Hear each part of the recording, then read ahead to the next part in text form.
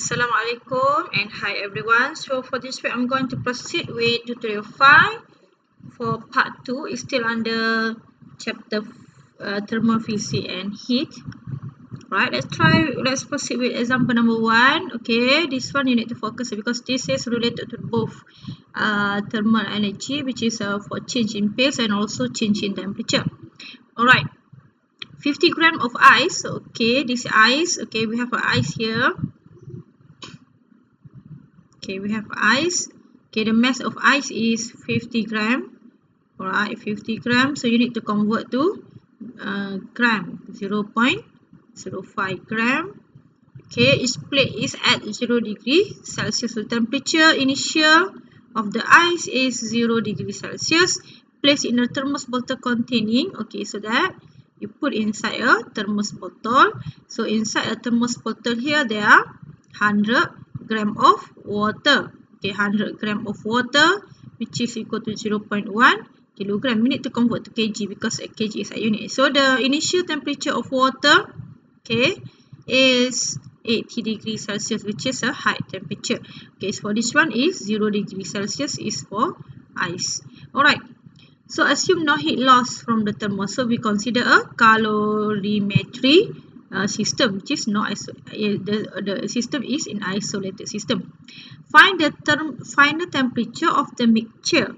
Okay, so we need to find the final temperature of the mixture, which is a ice plus with a water. Okay, at this condition.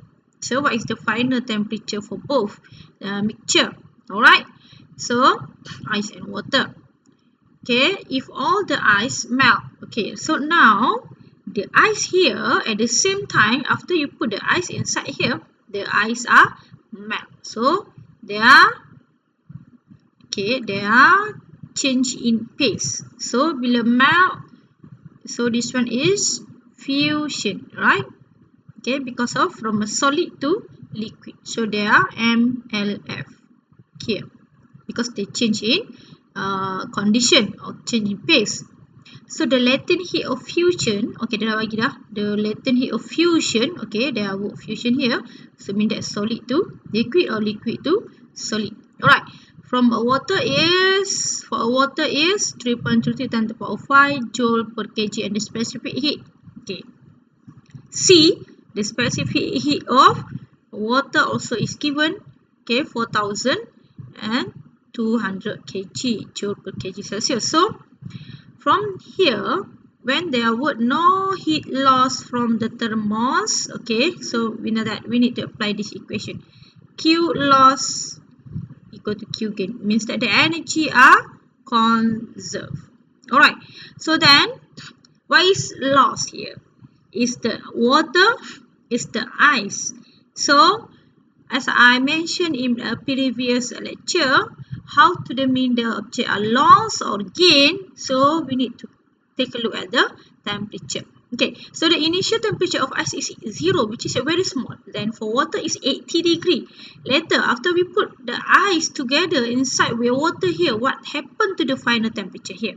Which is ice and temperature of ice and the temperature of water. What is the temperature final for both of them, which is similar? Because at the same time, because at some time, the temperature of the both systems are in equilibrium when they are reach the same temperature, or we call as thermal equilibrium. So what is the final temperature? Alright, so what do you think? As you can see, the water initially at 80 degrees Celsius, which is the temperature is very high. After we put together with the ice, which is very cool, so what do you think? So of course the temperature of water will decrease, so the water will lose. Okay, so ice at 0 degree, when we put inside the water, which is at the high temperature here, of course the temperature final should be more than 0, which is gain. Alright, so the gain here is ice and the loss here is water. Okay, so Q water, MC. Okay, because they are change in temperature, so we use this equation. Okay, so is there any change in phase for water? No, right? Because water is still a water. It's still in liquid phase. So there are no change in phase. It's maintained in water. Alright. Is there any other object or any other material that lost Okay, because we only have two material here. That is a water and that is a ice. So if let's say the water is lost, of course the ice will gain. So MC ice. Okay, I label ice here because so that you will not confuse. There are change in temperature of ice. How do we know that? Because we put a ice inside a water here, and the both of ice and water here are at different temperature. At the same time, the ice, which is initially at solid phase, now change to liquid here. So they are changing phase for ice only, because the ice initially at solid, alright, then it changed to liquid. So they are change in phase. So QLF here. You need to plus with QLF. Means that change in solid to liquid. So plus with ML fusion. Okay, L small l, LF here. LF stand for change in phase from solid to liquid. So just substitute all the information. Okay, for water, so what is the M of water? 100 gram equal to 0.1 kg, 0.1. C of water, 4000 and okay, and change in temperature, final, we don't know, but initial we know 80 degree, of course. 80 is higher compared to the final because 80 is the water as hot condition. Okay, very hot. So that is why the initial is higher for the loss. Alright, and then final should be less. So for ice 0.05, okay, this one is ice, M of ice. C of ice, okay, C of ice is because we use water, because at the end the ice is changed to water, so we use the same specific heat. Okay, 4200 joule per kg Celsius.